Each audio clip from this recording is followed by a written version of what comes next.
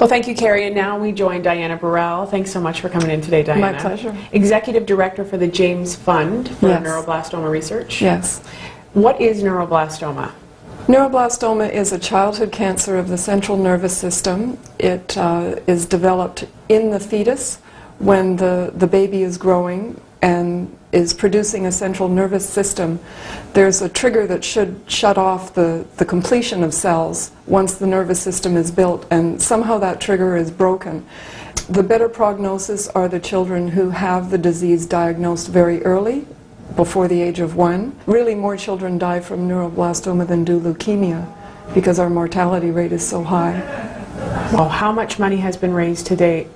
We've raised about 4.7 million ourselves through James Fund donors and another 5 million in matching funds from other agencies. So just under 10 million now come into sick kids. Congratulations. Thank you. That's fantastic. We are making headway. At the very beginning, one of our $25,000 grants brought Lowen Hansford from Australia, and Lowen really believed there was probably a stem cell for neuroblastoma. And so Lowen came over in 2005 for a 1-year seed grant funded by Peterborough donors, and she discovered the stem cell. And we're also partnering with the BC Genome Center in Vancouver, which has sequenced the DNA of that stem cell on 10 children. And unfortunately, what we discovered 2 years ago is that each of the 10 children relapsed in a different place for a different reason. So that proves the theory that neuroblastoma is a very difficult disease to nail down, and it also goes with the emerging theory now that everybody's cancer is different. Diana, thank you so much for coming in today, and keep up the fantastic work. And thank you to the Peterborough community who has pushed this forward, and without the Peterborough media we wouldn't be anywhere near where we are. Thanks, Roger. Certainly getting into the festive spirit. Well, it's time now to start our first part of our interview with Rebecca Birrell. Rebecca has never until now spoken with any media publicly about her trials and tribulations of losing her brother James Birrell at the age of 9. Her story and the whole Birrell family story can be found in this book written by Sid Birrell, the father of James and Rebecca and Ben, and can be found in most bookstores, and some of the proceeds does support the James Fund. So we're going to join Rebecca in an interview I did with her a few months ago. Thank you very much, Rebecca Birrell, for joining us, and it's very nice to sit down with you and talk to you. Is it weird that your story and your life is literally an open book? It's not that weird, but it's kind of strange having people come up to you and knowing almost every detail of your childhood. Like when your father wrote it, right? He wrote this book, The James Emails, about your brother James. Obviously, it's going to incorporate your family, your mom, your dad, your other brother Ben. Did he come to you? Did he ask you if he said, Rebecca, is it okay if I tell everybody this and that? And yeah, there was a point where we kind of discussed as a family, is this okay for us to share so much in the book? And I wasn't really old enough to understand fully what that would mean, but I think I made the right choice, and it's a good thing that people are able to view our whole story. How do you feel in terms of coping with, A, losing a brother, and being Rebecca Birrell, James's sister? Do you ever feel like, I'm not just James's sister, I'm my own person? I do feel like that sometimes, which is why when I was trying to choose a university, it's like, I think I'll go somewhere other than Trent, try something new, be someone other than James's sister, and just be someone else for a little while. Good for you. You have to balance that. You have to balance that you are going to continue to be James's sister because he was your brother and you loved him very much, which was apparent in the book. You're so sweet. But you also are Rebecca. And you're this own beautiful girl who's going to university, who's grown up into a lovely woman. How do you balance that and not lose yourself? I think it's kind of tough to balance. It's not easy. I know that I'll always be James's sister, but that's not always a bad thing. So while I may go away for university and be someone else and not be James's sister for a little while, I'll probably come back to Peterborough, and even while I'm away, I'm not going to try and hide where I come from or my backstory. Tell me about where you're going to go to university. Tell me about what Rebecca Birrell is doing. I'm going to go to Waterloo and take a Bachelor of Arts. What do you want to do? I'm not quite sure yet. The million-dollar question, right? Yep. You held this family together a lot, Rebecca. You were a mother hen, and very, very sweet and compassionate and caring. Who helped you?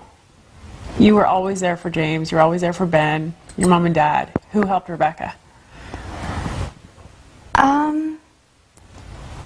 I had some really good friends at school that helped me a lot. So when my parents took my brother and went to Toronto to Sick Kids for a couple days, I get to go stay with my best friend and her family, and they were a really solid support system for me. Also, my parents were there for me too, even though I supported them. They supported me as well. Well, time now to join part 2 of our interview with 19-year-old Rebecca Birrell. You must have had a lot of process of your own self in dealing with this, in terms of dealing with how you've handled losing a brother. Because, like I said, you're James's sister, but you're also Rebecca. How did you deal with it, your own self? How the hurdles? I know you've had some hurdles to deal with. Well, for quite a while, I didn't really deal with anything and do, I guess, the work that I should have had and things kind of... What do you mean by that, the work you should have had?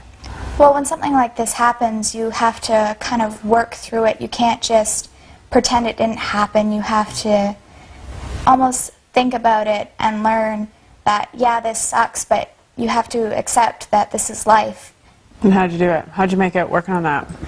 Well, I didn't really start that process immediately when James died because I was only 9 years old, and it just wasn't on my mind that when you experience grief, you have to work through things and think things through. So I didn't really start working through the issues surrounding the grief of losing a brother until last year. Really? Yeah. And what happened? There was a bit of a... I got really sick with H1N1 in the fall, but I never really got better.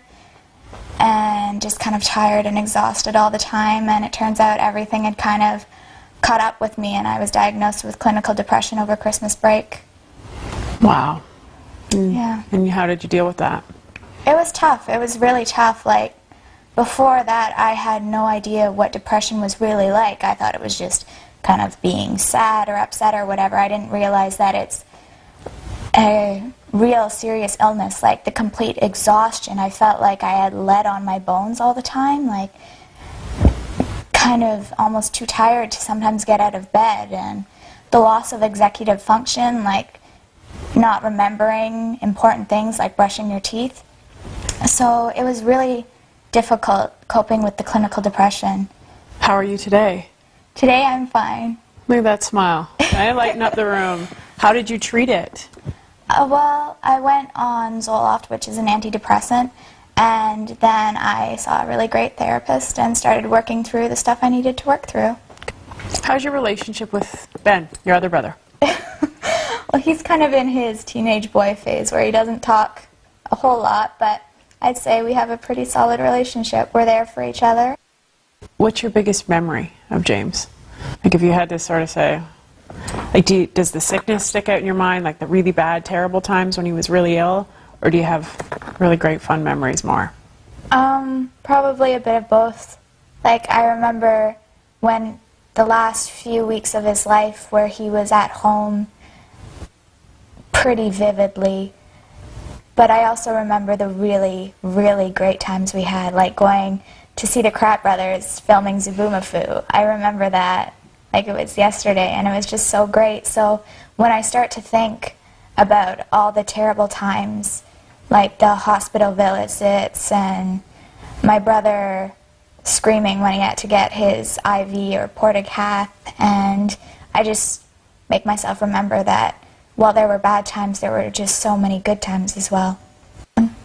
We're coming up to the 10-year anniversary of James's death. Do you think about him every day? Do you think about him when the anniversary comes? How often does he cross your brain? I wouldn't say every day, but definitely more than once a week I think about my brother. What do you think about? Stuff like, oh, I wish he was here to see this. Like, this would have been so cool. He would have loved to be here. And oh, I wish he had lived long enough to be able to see this milestone. But stuff like that doesn't always work out the way you want to. Yesterday, this morning it rose and shone again. Well, Jesus is building a house in heaven. The green train will take you there.